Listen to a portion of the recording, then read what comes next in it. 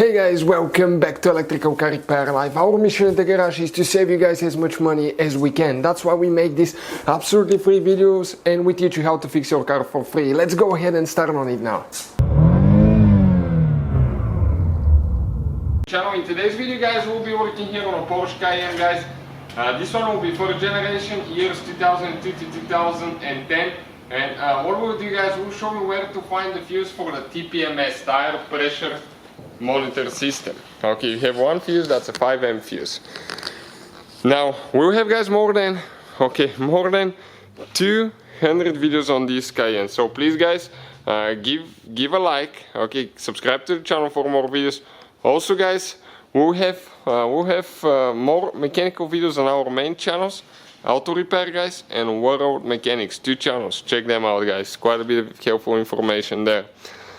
Now if you have the TPMS light, you cannot reset it, you suspect it's a bad fuse, okay, we'll show you guys where to find the fuse. You need to come inside guys, okay, you need that tool, okay, plastic panel removal tool, that cover needs to come out. Perfect. Now you have 1, 2, 3, 4, 5 clips, okay, you can see like this one. That's where the fuses are located, and we need to find fuse number 24.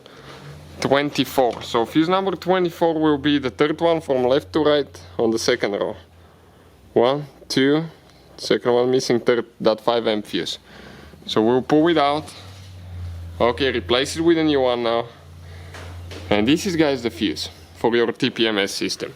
So if you have problems with your TPMS, check that one first. Now we have a video how to reset it, the procedure, how to diagnose it, what we use for diagnosing and all that stuff, so please check it out. So thank you guys for watching, please subscribe to the channel.